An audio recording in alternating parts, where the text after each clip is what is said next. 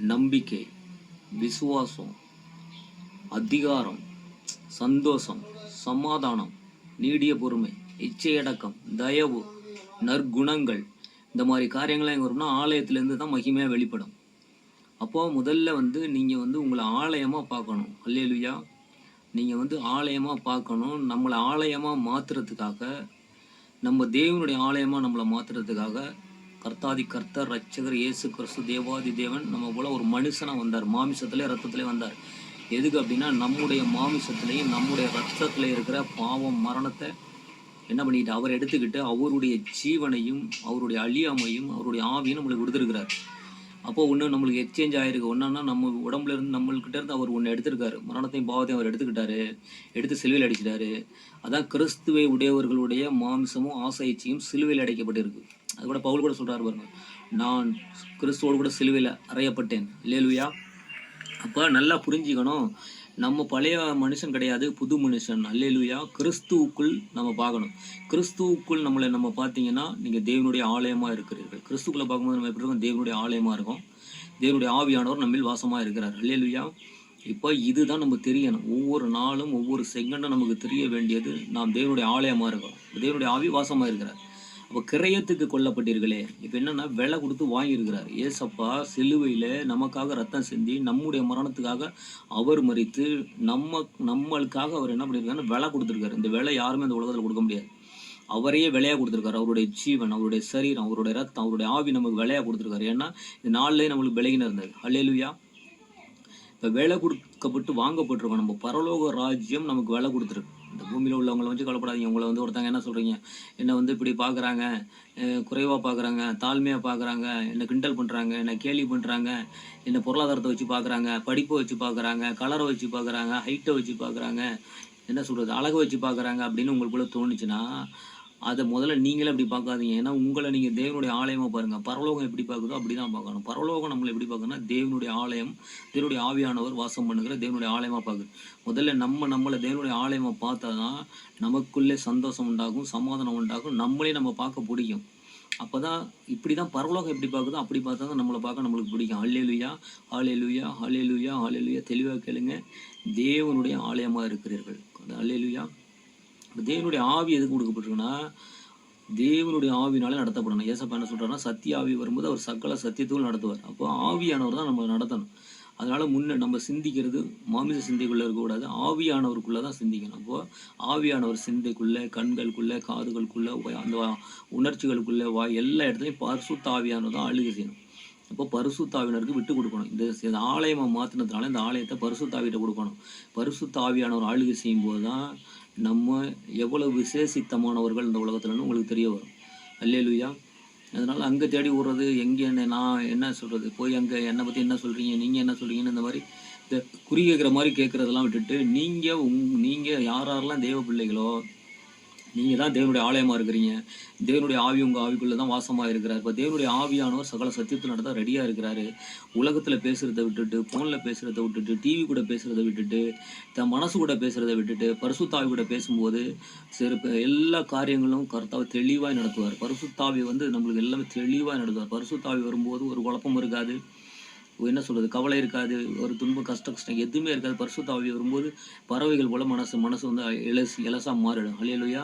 அப்போ தேவனுடைய பிள்ளைகள் தேவனுடைய ஆவினால தான் நிரப்பப்படணும். அதனால தான் ஆவி இல்லாத சரீரம் செத்ததாக இருக்கிறப்ப சரீரம் தேவனுக்கு சொந்தமானது. இப்போ ஏன்னா அவர் தான் விலை கொடுத்து வாங்கியிருக்காரு. முதல்ல நீங்கள் ஆலயத்தை கொடுங்க, கண்ணை கொடுங்க, காதை கொடுங்க, வாயை கொடுங்க, சிந்தையை கொடுங்க. உங்கள் உணர்ச்சிகளை பரிசுத்தாவிட்ட கொடுத்தீங்கன்னா பரிசுத்தாவி ஆளுகை செய்யும்போது, பரிசுத்தாவினுடைய பிரசன்னம் உங்களை ஆளுகை செய்யும்போது, பரிசுத்தாவினுடைய பிரசன்னம் எல்லா இடத்துலையும் இறங்கும்போது பார்த்தீங்கன்னா நீங்கள் ஒரு புது மனுஷனாக தருவீங்க. அல்லேலூயா. விலகினங்கள் இருக்காது. தேவனுடைய ஆலயமாக நீங்கள் பரிசுத்தாவிட்ட கொடுத்தீங்கன்னா விலகினம் இருந்தால் விலகினம் உங்களை விட்டு ஓடி போயிடும். வியாதி இருந்தால் வியாதி விட்டு ஓடி போயிடும். சிந்தையில் ஏதாச்சும் குழப்பம் குழப்பம் உங்களை விட்டு ஓடி போயிடும். பரிசுத்தாவிட்ட கொடுக்கும்போது இது ஆலயமாக மாறும்போது எல்லா விலகினம் எல்லாம் விட்டு போயிடும். அதுக்கு பதிலாக பெலன் வரும். விலகினம் போயிடும், தேவ பெலன் வரும். அல்லேலூயா. பயம் போயிடும், அதுக்கு பதிலாக அதிகாரம் வரும், வல்லமை வரும்.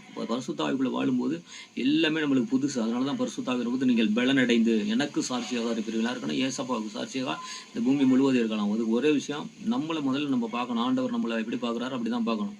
அதனால நம்ம தான் தேவனுடைய ஆலயம். தேவனுடைய ஆவியானவர் வாசம் பண்ணுற தேவனுடைய ஆலயம். யாரெல்லாம் தேவ பிள்ளைகள் இருக்கீங்களோ நீங்கள் தான் தேவனுடைய ஆலயம். அதை முதல்ல புரிஞ்சுக்கிறீங்க. தேவனுடைய ஆலயமாக இருக்கிறீங்க. கிரயத்துக்கு நம்ம கொல்லப்பட்டிருக்கோம். வெள்ளை கொடுத்து வாங்கியிருக்காரு. எதுக்குன்னா உங்கள் சரீரத்தினாலும் உங்கள் ஆவினாலும் தேவனை மகிமைப்படுத்துங்கள்னு சொல்லப்போ 2 விதம். சரீரம் இது ஆலயம் மாறதுனால இந்த சரீரத்தினாலும் ஆவினாலும் நம்ம வார்த்தையினாலும் இந்த சரீரத்தினாலும் இந்த உணர்ச்சினாலும் நம்ம சிந்திக்கும் போது தேவனுடைய நாமம் மையப்படணும், பார்க்கும்போது தேவனுடைய நாமம் மையப்படணும், ஒரு விஷயத்தை கேட்கும்போது தேவனுடைய நாமம் மையப்படணும், பேசும்போது தேவனுடைய நாமம் மையப்படணும், நம்ம உணர்ச்சி நம்ம சரீரத்தில் ஒரு உணர்ச்சி உணர்றோம்னா அப்போ தேவனுடைய நாமம் மையப்படணும். இது 5 கரெக்டாக பார்த்துக்கிறேங்க. இது பரிசுத்தாவி தான் இது செய்ய முடியும். நீங்கள் பரிசுத்தாவிட்ட உங்களை விட்டு கொடுத்தீங்கன்னா பரிசுத்தாவி சகல சத்தியத்தோடு நடத்துமே தவிர நம்மளுக்கு சத்தியம் எது பொய் எது நம்மளுக்கு தெரியவே தெரியாது. யார் ஏமாத்துறா, யார் எப்படி பேசுகிறா அப்படிலாம் தெரியாது. அதனால் பரிசுத்தாவிகளை வாழும்போது தான் தெளிவாக தெரியும். இன்றைக்கி அநேகரை வஞ்சிக்கிறார்கள் இயேசு நாமத்தினால. இல்லையா? வாக்குத்தத்தங்கிற பேரில் இந்த நியூ இயர் வந்தாலே பெரிய என்ன பண்ணுறது, வஞ்சிக்கிற காரியங்கள் நிறைய நடக்குது. வாக்குத்தத்தம் கிறிஸ்து தான் நமக்கு வந்தார். கிறிஸ்து மூலமாக தான் நம்மளுக்கு என்ன சொல்கிறோம், நம்ம பரலோக ராஜ்யம் தெரிஞ்சுக்கிறோம். நம்மளுக்கு கொடுக்கப்பட்ட ஒரே வாக்குத்தத்தம் நித்திய ஜீவனை கொடுப்பேன் என்பதே அவர் நமக்கு தந்த வாக்குத்தத்தம். அடுத்து நான் போய் பிதாவின் இடத்துல வேண்டிய நான் பரிசுத்தாவியை உங்களுக்கு கொடுப்பேன். இது 2 எப்போனா ஏசப்பா சிலுவையில் மரித்த போது நித்திய ஜீவனை கொடுத்துட்டார், உலகத்தையே கொடுத்துட்டாரு. விசுவாசிக்கிறவங்க ஏற்றுக்கொள்கிறவங்க அதை பெற்றுக்கொள்கிறாங்க. அல்லேலூயா. அதே போல் பரிசுத்தாவி பெந்தெகோஸ்தே நாளில் பரிசுத்தாவி பரலோக ராஜ்யம், அந்த பரிசுத்தாவின் ராஜ்யம் ஓப்பன் ஆகிட்டு. அல்லேலூயா. அப்போ யார் விசுவாசிச்சு எனக்காக, என்னுடைய பாவத்துக்காக, என்னுடைய மரணத்துக்காக, என்னுடைய சாபத்துக்காக, என்னுடைய அக்கிரமத்துக்காக, என்னுடைய மீறுதலுக்காக, என்னுடைய பலகீனத்துக்காக என் தேவாதி தேவன் எனக்காக அடிக்கப்பட்டார்னு யார் விசுவாசிக்கிறாங்களோ, அதை யார் நம்புகிறாங்களோ, அதை நம்பி ஞானஸ்நானம் எடுக்கிறவங்களுக்குள்ளே என்ன நடக்குதுன்னா மறுபிறப்பு உண்டாகுது. அல்லேலூயா. என்ன சொல்கிறது, நம்ம இனிமேல் நான் பாவத்துக்கு அடிமையாக இருக்க வேண்டிய அவசியம் இல்லை, மரணத்துக்கு அடிமையாக இருக்க வேண்டியதில்லை, சாபத்துக்கு அடிமையாக இருக்க, வியாதிக்கு அடிமையாக இருக்க வேண்டியதில்லை, தரித்திரத்துக்கு அடிமையாக இருக்க வேண்டியதில்லை. நம்ம ஒரு மைண்டுக்கு நம்ம அடிமையாக இருக்க வேண்டிய அவசியமே கிடையாது. ஏன்னா பரிசுத்தாவியினர் கொடுத்துருக்கு. அல்லேலூயா. இதுக்காக தான் ஆண்டவராக இயேசு கிறிஸ்து பூமிக்கு வந்தவரை தவிர மதத்தை உருவாக்குறதுக்கு வரவே கிடையாது. மதம் உருவாக்க ஆண்டவர் வரவே இல்லை. மனுஷரை அவர் எப்படி சிருஷ்டித்தாரோ, மனுஷனை எப்படி வாழணும்னு நினைச்சானோ, மனுஷனை எப்படி பார்க்கணும்னு நினைச்சானோ, எவ்வளோ அன்பை உண்டாக்கினாரோ அந்த அன்பு மனுஷனுக்குள்ள மறுபடியும் உண்டாக்குறதுக்காக தான் வந்தார். அது அந்தகாரம் என்ன பண்ணுறான், அந்தகார கிரியைகள் என்ன பண்ணுறது, மனுஷனை மாற்றி விட்டுட்டு என்ன சொல்கிறது, ஒருத்தர் வெறுப்பையும் விரோதத்தையும் மதங்களையும் ஜாதிகளையும் பிரிவினைகளை கொண்டு வந்து ஜனங்களை மனுஷ விரோதமாக என்ன பண்ணிட்டு சிந்திக்க வச்சுட்டான். மனுஷன் தான் இந்த உலகத்தில் விளையாடப்படுறான். ஆனால் மனுஷனத்தில் அன்பு காட்டுறது அதிகமாக இல்லை. இப்போ ஒரு நாய்க்கு கொடுக்குற அந்த என்ன சொல்கிறது, அந்த மரியாதை கூட மனிதர்களுக்கு கொடுக்கறது இல்லை. அந்த மாதிரி அந்தகாரம் மனுஷனுடைய மைண்டை என்ன பண்ணினா கட்டி வச்சிருக்கு. இப்பிரபஞ்சத்தின் தேவனானவன் கிறிஸ்துவின் சுவிசேஷத்தின் ஒளி பிரகாசிக்க கூடாதபடி அவருடைய மனக்கண்களை குருடாக்கினான் இருக்கு. மனக்கண்கள் குருடாயிருக்கு. அல்லேலூயா. அப்போ கர்த்தர் வந்தது என்னன்னா மதத்தை உருவாக்க வரவே இல்லை. ஏசப்பா வந்தது மனுஷனை உருவாக்க. அவர் எப்படி உண்டாக்குனார் மனுஷனை, எவ்வளோ அன்புள்ள மனுஷனாய், சந்தோஷம் உள்ள, சமாதானம் உள்ள மனுஷனை எப்படி உண்டாக்குனாரோ அந்த மனுஷனை உண்டாக்க தான் வந்தார். அல்லேலூயா. அதனால இன்னைக்கு நீங்கள் ஒன்று புரிஞ்சுக்கிறீங்க, என்ன, நீங்கள் தேவனுடைய ஆலயம், தேவனுடைய ஆவியானவர் வாசம் பண்ணுகிற தேவனுடைய ஆலயமாக இருக்கிறீர்கள் என்று, தேவனுடைய ஆவி உங்களில் வாசமாக இருக்குன்னு நீங்கள் முதல்ல தெரியுங்க. நீங்கள் உங்களே பார்த்து சொல்லுங்கள், நான் தேவனுடைய ஆலயமாக இருக்கிறேன், தேவனுடைய ஆவியானவர் என்ன மேல் வாசமாக இருக்கிறாரு, நான் என்னுடைய சரீர ஆலயமாக இருக்கிறதுனாலும் இந்த சரீரத்தினாலும் என் வாயின் பேசுகிற வார்த்தை ஆவினாலும் நான் தேவனை மகிமைப்படுத்துவேன், துதிப்பேன் அப்படின்னு இந்த வருஷத்தில் ஒரு முடிவெடுங்க. நீங்கள் தேவனுடைய ஆலயமாக பாருங்கள். தேவனுடைய ஆவியானவர் உங்கள் மேலே இருக்கிறாரு. நீங்கள் முழு விசுவாசத்தோடு நம்பி உங்களை நீங்கள் தேவன்கிட்ட கொடுத்து ஆராதிங்க. இந்த என்ன நோய் வந்தாலும், என்ன கொள்ளை நோய் வந்தாலும், என்ன வியாதி வந்தாலும், என்ன பெல்லைகினம் வந்தாலும், எவ்வளவு தரித்திரி இந்த உலகத்தில் வந்தாலும் உங்களை தொடாது. இயேசுவின் நாமத்தினாலே இது மேலே வானத்துக்கும் பூமிக்கும் பாதாளத்துக்கும் சகல அதிகாரம் சர்வ வல்லமையுள்ள நாமத்தினால சொல்கிறேன். நம்மளை தொடறதுக்கு அதிகாரமே கிடையாது. தேவனுடைய ஆலயத்தை தொடறதுக்கு அதிகாரமே கிடையாது. தேவனுடைய ஆலயத்திலேருந்து மகிமை தான் வெளிப்படும், வல்லமை தான் வெளிப்படும், அதிகாரம் தான் வெளிப்படும், நீதி தான் வெளிப்படும், வெளிச்சம் தான் வெளிப்படும், பரிசுத்தம் தான் வெளிப்படும். அல்லேலூயா. அதனால் நீங்கள் தேவன் சொல்கிற மாதிரி ஒன்றும் இல்லை, நீ விசுவாசித்து பார்த்தா போதும். நீங்கள் உங்களை முதல்ல விசுவாசிங்க. நான் தேவனாலே விலை கிரைமாய் வாங்கப்பட்டிருங்க. தேவன் என்னை விலை கொடுத்து வாங்கியிருக்காரு. எனக்காக தேவன் தன்னைத்தானே ஜீவ பலியாக சிலுவையில் ஒப்பு கொடுத்துருக்கிறாரு. நான் விலையேறப்பட்டவன், என் கண்கள் விலையேறப்பட்டது, என் சிந்தை விலையேறப்பட்டது, என் காது விலையேறப்பட்டது, நான் பேசுகிற வார்த்தை விலையேறப்பட்டது. நான் தேவனுடைய ஆலயமாக இருக்கேன். நான் விலையேறப்பட்டவன். இது எனக்கு விலை கொடுக்க இங்கே யாராலையும் முடியாது. ஏன்னா என்னை விலை கொடுத்து வாங்கினது தேவாதி தேவன், என் கர்த்தாதி கர்த்தர். இப்போ இந்த சரீரம் எனக்கு சொந்தமானது கிடையாது, மாமிச இச்சைக்கு சொந்தமானது கிடையாது, தேவனுடைய ஆவியானவருக்கு சொந்தமானது. தேவனுடைய ஆவியானவர் வாசம் பண்ணுறதுக்கு தான் இப்போ இந்த ஆலயம் இருக்குது. சிந்தை தேவனுடைய ஆவியானவருக்கு சொந்தமானது, கண்கள் தேவனுடைய ஆவியானவருக்கு சொந்தமானது, காதுகள் தேவனுடைய ஆவியானவருக்கு சொந்தமானது, வாய் தேவனுடைய ஆவிக்கு சொந்தமானது, உணர்ச்சிகள் தேவனுடைய ஆவிக்கு சொந்தமானது. இந்த அதிகாரமாக டெய்லி இதில் அதிகமாக இந்த பிரேயரில் நிலைச்சிருங்க. தேவனுடைய ஆலயம், தேவனுடைய ஆலயம், தேவனுடைய ஆலயம், தேவனுடைய ஆலயம், தேவனுடைய ஆவியானவரை என்னை ஆளுகை செய்யுங்க. சிந்தி ஆளுகை செய்யுங்க, கண்களை ஆளுகை செய்யுங்க, உணர்ச்சிகள் ஆளுகை செய்யுங்க. தேவனுடைய தேவனுடைய ஆவியானவரை நீங்கள் நடத்துங்கன்னு தேவனுடைய ஆவியானவர்கிட்ட கேட்டீங்கன்னா தேவனுடைய ஆவியானவர் சகல சத்தியத்துக்குள்ளும் நம்மை நடத்துவார். அல்லேலூயா. ஏன்னா இந்த உலகத்தில் இயேசு நாமத்தினால அநேக வஞ்சகர்கள் எழும்பி அநேகரை வஞ்சிக்கிறார்கள். அல்லேலூயா. அதனால சத்தியத்தை அறிவீர்கள், சத்தியம் உங்களை விடுதலையாக்கும். சத்தியத்தின்படி பார்த்தீங்கன்னா நீங்கள் தேவனுடைய ஆலயம். நீங்கள் பெலகினர் கிடையாது, நீங்கள் குறைவுள்ளவர்கள் கிடையாது, நீ அடிமை கிடையாது, நீங்கள் சுயாதீனர். அப்பா பிதாவை என்று கூப்பிடப்படுகிற புத்திர சுயாதீன ஆவியை பெற்றவர்கள். இப்படி யாரும் சொல்லி கொடுக்குறாங்களோ அவங்கள்ட்ட போய் உட்காருங்க. உங்களை அடிமையாக, உங்களை பெல்லிங்கினமா, நீ உதவ மாட்டே, அது பண்ண மாட்டேன், நீ வேஸ்ட் அப்படின்னு சொல்கிறவங்க முன்னாடி போய் உட்காராதீங்க. சத்தியத்தை அறிங்க. இயேசு கிறிஸ்து தான் நம்மளுக்கு ஜீவனை கொடுத்தாரு, இயேசு கிறிஸ்து தான் நம்மளுக்கு சரீரம் கொடுத்தாரு, இயேசு கிறிஸ்து தான் நமக்கு ரத்தம் கொடுத்தாரு, இயேசு கிறிஸ்து தான் ஜீவன் கொடுத்தாரு, இயேசு கிறிஸ்து தான் ஆவி கொடுத்தாரு. அவர் தான் நம்மளை பார்த்து சொல்கிறாரு, அல்லேலுயா நீங்கள் தான் வெளிச்சமாக இருக்கிறீர்கள்னு சொல்கிறார். அல்லேலுயா, அல்லேலுயா. அப்போ அவர் சொல்கிறதான் சத்தியம். அல்லேலுயா. இந்த உலகம் சொல்கிறதோ, மனுஷன் சொல்கிறதோ, மற்றவங்க சொல்கிறதோ, நம்மளை பார்த்து இந்த சூழ்நிலையை பார்த்து நம்மளை சொல்கிறதெல்லாம் சத்தியமே கிடையாது. சத்தியம் ஆண்டவராக இயேசு சொல்கிறது சத்தியம். நம்ம தேவனுடைய ஆலயமாக இருக்கிறோம், தேவனுடைய ஆவி நம்மில் வாசமாக இருக்குது. அதனால் நம்மளை கொண்டு தான் இந்த உலகத்தில் ஆண்டவர் அநேகருடைய பெலகீனங்களை எடுக்க வேணும், அநேகருடைய வாழ்க்கையை மாற்றணும், அநேகருடைய குடும்பங்களில் எவ்வளோ பிரச்சனை போராட்டம் இருக்குது அவங்களுக்கு சந்தோஷத்தை கொடுக்கணும், சமாதானத்தை கொடுக்கணும். அது நம்ம மூலியமாக தான் பரிசுத்தாவியை கொடுக்க முடியும். அதனால தான் பரிசுத்தாவி நம்மில் வாசமாக இருக்கிறார். அப்போது நம்ம வாயிலுக்கு புறப்படுகிற வார்த்தை அவ்வளோ சமாதானத்தின் வார்த்தை, அவ்வளோ கவனமாக நம்ம பேசினா சமாதானம் உண்டாகிற மாதிரி தான் பேசணும். ஒரு கலவரத்தை உண்டாக்குற வார்த்தையை பேசக்கூடாது. ஏன்னா இது வாய் பரிசுத்தாவி சொந்தமானது. அல்லேலூயா, அல்லேலூயா. இந்த வருஷத்தில் முழுசாக இதை பார்க்குற ஒவ்வொருத்தரும் நீங்கள் உங்களை தேவனுடைய ஆலயமாயும் தேவனுடைய ஆவி வாசம் பண்ணுகிற உங்களை தேவனுடைய ஆலயமாக ஒப்பு கொடுங்க.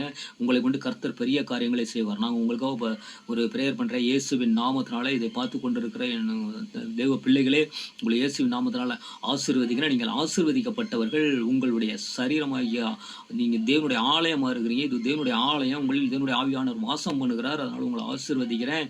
உங்கள் கண்கள், உங்கள் சிந்தை, உங்கள் எண்ணங்கள் எல்லாம் விசேஷமானது. அது தேவனுக்கு சொந்தமானது. தேவனுடைய காரியங்களை, தேவனுடைய சிந்தைகளை, தேவனுடைய உணர்ச்சிகளை, தேவனுடைய அன்பை இந்த உலகத்துக்கு காட்டுறதுக்காக உங்களை தேவன் நம்மளை விலைக்கரையமாய் தேவன் விலையேறப்பட்ட ரத்தத்தை சிந்தி நம்மளை விலை கொடுத்து வாங்கியிருக்கிறாரு. அல்லேலூயா. நம்ம விலையேறப்பட்டவர்கள். முதல்ல ஒன்று செய்யுங்க, நான் விலையேறப்பட்டவன். பார்க்குறாள்னு சொல்லுங்க, நான் விலையேறப்பட்டவன், நான் கிறிஸ்துவுக்குள் நான் விலையேறப்பட்டவன், நான் கிறிஸ்துவினால. ஏன்னா ஏசப்பா சர்வ வல்லமுள்ள தேவாதி தேவன் கர்த்தாதி கர்த்தர் என்ன பண்ணியிருக்காரு, விலை கொடுத்து வாங்கியிருக்கிறாரு. இயேசுவின் நாமத்தினால, இயேசுவின் நாமத்தினால உங்களை ஆசீர்வதிக்கிறேன். இந்த சிந்தையை கெடுக்கிற, உங்கள் சிந்தையை கட்டி தேவையில்லாத காரியங்களை குழப்பத்தை கொண்டு இருக்கிற பொல்லாத கிரியைகளை நசரனாய் இயேசுவின் நாமத்தினால கடிந்துகிட்டு அப்புறப்படுகிற உங்கள் சிந்தை ஜொலிக்கட்டும் பரிசுத்த ஆவிக்குள்ளே, கண்கள் ஜொலிக்கட்டும் பரிசுத்த ஆவிக்குள்ளே, உங்கள் காதுகள் ஜொலிக்கட்டும் பரிசுத்த ஆவிக்குள்ளே, உங்கள் வாய் பரிசுத்த ஆவிக்குள்ளே ஜொலிக்கட்டும், உங்கள் உணர்ச்சிகள் ஜொலிக்கட்டும் இயேசுவின் நாமத்தினாலே. ஒரு அந்தியகால அபிஷேக அக்கினி தீ இப்பொழுதே உங்களுக்குள்ளே இறங்க கடவதாக. அந்தியகால அபிஷேக மலை அந்த பெந்தகோஸ்து நாளில் இறங்கினது போல இப்பொழுதே வல்லமையா இதை பார்க்கிற ஒவ்வொரு உங்கள் மேலும் ஏசப்பா இயேசுவின் நாமத்தினாலே ஒரு பரலோக தீ, பரலோக அக்கினி, பரலோக அனாயிட்டிங், இந்த பரிசுத்த ஆவியினுடைய அபிஷேக வல்லமை எப்பொழுதே உங்கள் மேல் இறங்க கடவதாக இயேசுவின் நாமத்தினாலே. சிந்தை எண்ணங்கள் எல்லாம் மறுரூபப்படுவதாக இயேசுவின் நாமத்தினாலே. மனக்கண்கள் பிரகாசிப்பதாக கர்த்தாவே. மனக்கண்கள் பிரகாசிக்கட்டும், மனக்கண்கள் பிரகாசிக்கட்டும் இயேசு கிறிஸ்துவின் அதிகாரமுள்ள நாமத்தினாலே. மனக்கண்கள் பிரகாசிக்கட்டும், மனக்கண்கள் பிரகாசிக்கட்டும், மனக்கண்கள் பிரகாசிக்கட்டும். ஏதாச்சும் விலகினமாக இருப்பீங்கன்னா, ஏதாவது வியாதியாக இருப்பீங்கன்னா, உங்களை விசுவாசத்தோட விசுவாசிங்க. இப்பொழுதே உங்களுடைய விலகினங்களை இயேசு நம்மளை கடிந்து கொள்கிறோம். உங்கள் சரீரத்தில் விலகினங்கள், வலிகள், வேதனைகள் எதுவாக இருந்தாலும் சரி, எந்த வியாதியாக இருந்தாலும் சரி, இயேசுவின் நாமத்தினால அதை கடிந்து அப்புறப்படுத்துகிறேன். இயேசுவின் நாமத்தினால கடிந்து கொள்கிறேன். இயேசுவின் நாமத்தில் அப்புறப்படுத்துகிறேன். உங்கள் சரீரத்தை யார் பார்க்குறீங்களோ உங்கள் சரீரத்தில் ஏதாவது விலகினம் இருக்குன்னா இயேசுவின் நாமத்தினால கடிந்து கொள்கிறேன். இயேசுவின் நாமத்தில் அந்த வியாதி விலகினங்களை கடிந்து கொள்கிறேன், அதை அப்புறப்படுத்துகிறேன். இனிமேல் செயலெடுக்க பண்ணுறேன். இயேசுவின் நாமத்தில் செயலுக்கு பண்ற மேலே வானத்துக்கும் பூமிக்கும் பாதாளத்துக்கும் சகல அதிகாரமுடைய சர்வ வல்லமுள்ள நாமத்தினாலே எல்லாவற்றையும் செயலுக்கு பண்ணுகிறேன். சிந்தையில் ஏதாவது குழப்பம் இருந்துச்சுன்னா இயேசு நாமத்தில் சிந்தையை fire of the Holy Spirit பரிசுத்த ஆவியோட தீ உங்கள் சிந்தையில் இறங்க வரட்டும். தீ இறங்கட்டு சிந்தையில, தீ இறங்கணும். எல்லா விலங்கினங்களையும் தீ இறங்கட்டும். இப்பொழுது அந்தியாகால அபிஷேக வல்லமை இறங்குவதாக இயேசுவின் நாமத்தினால். பரிசுத்த ஆவியினுடைய ஆளுகை உண்டாகட்டும் இயேசுவின் நாமத்தினால். இயேசு கிறிஸ்துவின் அதிகாரம் உள்ள நாமத்தினால் உங்களை ஆசீர்வதிக்கிறோம். உங்கள் குடும்பங்களை ஆசீர்வதிக்கிறோம், உங்கள் பிள்ளைகளை ஆசீர்வதிக்கிறோம், உங்கள் கணவர்களும் ஆசீர்வதிக்கிறோம், உங்கள் மனைவி ஆசீர்வதிக்கிறேன், வயதானவர்களை இயேசு நாமத்தில் ஆசீர்வதிக்கிறேன், முதியோர்களை இயேசு நாமத்தில் ஆசீர்வதிக்கிறேன். உங்களுடைய ஆசீர்வதிக்கிறேன். பொருளாதாரத்தை இயேசு நாமத்தில் ஆசீர்வதிக்கிறேன். கர்த்தாவை பார்த்துக்கொண்டு மிருக ஜீவனுக்குன்னு எல்லாத்தை இயேசு நாமத்தில் ஆசீர்வதிக்கிறேன். தொழில் செய்கிற உங்கள் தொழிலை இயேசு நாமத்தில் ஆசீர்வதிக்கிறேன். எல்லாவற்றிலும் உண்மையாயிருங்கள். கொஞ்சத்தில் உண்மை உள்ளவன் அநேகத்தில் உண்மையா இருக்கிறான். கொஞ்சத்தில் உண்மையாயிருங்கள், தேவன் உங்களை உயர்த்துவார். உண்மையாயிருங்கள், தேவன் உங்களை உயர்த்துவார். தேவனுடைய ஆலயமாயிருங்கள், தேவனுடைய ஆவியானவர் உங்களை நடத்துவார். இது சத்தியம். 2025 பெரிய பெரிய காரியங்கள், பயத்தை உண்டு பண்ணுகிற கர்த்தா என்ன சொல்றது, பெல்லையினங்களை உண்டு பண்ணுகிற நிறைய மரண சத்தங்களும் பீதிகளும் உண்டானாலும், என்ன நடந்தாலும் நீங்கள் தேவனுடைய ஆலயமாய் உங்களை பார்த்தீங்கன்னா, தேவனுடைய ஆவி உங்களை நம்மளை வாசம் பண்ணும்போது அது நம்மளை அசைப்பதில்லை. நம்ம கண்மலையில் கட்டப்பட்ட வீடாக இருக்கிறோம். அது அலை அடித்தாலும் மழை பெஞ்சாலும் காற்று அடித்தாலும் நாம் அசைக்கப்படுவதில்லை. விசுவாசத்தில் நிலைத்திருங்கள். மனசில் நல்லா எழுதிங்க, நான் தேவனால் பிறந்த தேவனுடைய பிள்ளை, நான் தேவனுடைய ஆலயம், தேவனுடைய ஆவி எனக்குள் வாசமாக இருக்கு. நான் என்ன பண்றது, என் தலையில் உள்ள ஒரு முடிவுடைய தேவ சித்தம் இல்லாமல் கீழே விழுகிறதுலன்னு உங்கள் விசுவாசத்தோட பிரேயர், நீங்கள் பிரேயர் பண்ண உட்காந்தீங்கன்னா விசுவாசிங்க. ஃபஸ்ட்டு உங்களை தேவனுக்குள்ள உங்கள் சரீரம் எல்லாத்தையும் மகிமைக்குள்ள விசுவாசித்து அறிக்கையிட்டு அப்படியே பரிசுத்தாவியான்ட்டு ஒப்பு கொடுங்க. பரிசுத்தாவியினரை நீங்கள் ஆளுகை செய்யுன்னு சொன்னீங்க. பரிசுத்தாவியனர் உங்களை முழுசும் ஆவிக்குள்ளே நிரப்புவார், முழுசும் பாவம் பரிசுத்தாவியான அது ஜீவன், பரிபூரண ஜீவன் உங்களுக்குள்ள வெளிப்படும். ஏசப்பா சொன்னார்ல, நானும் ஜீவனை கொடுக்கவும் அந்த ஜீவன் பரிபூரணப்படும். அவருடைய ஜீவன் எல்லா இடங்களிலும், சிந்தை, கண்ணு, காது, உணர்ச்சி, எண்ணங்கள், யோசனை எல்லா இடங்களிலும் கர்த்தருடைய இயேசு கிறிஸ்துவோட ஜீவன் உங்களுக்குள்ளே வெளிப்படுவது நீங்களே பார்க்கலாம். அது பரிசுத்த ஆவியானவர் அப்படியே செய்வார். ஆமேன். இயேசு கிறிஸ்துவின் அதிகாரமுள்ள நாமத்தில் ஆமேன். மேலே வானத்துக்கும் பூமிக்கும் பாதாளத்துக்கும் சகல அதிகாரமுடைய சர்வ வல்லமையுள்ள இயேசு கிறிஸ்துவின் அதிகாரமுள்ள நாமத்தினாலே ஒரு விஷயம் உங்களை வாழ்த்தி வணங்கி மகிழ்கிறேன். ஆமேன். God bless you. Praise the Lord.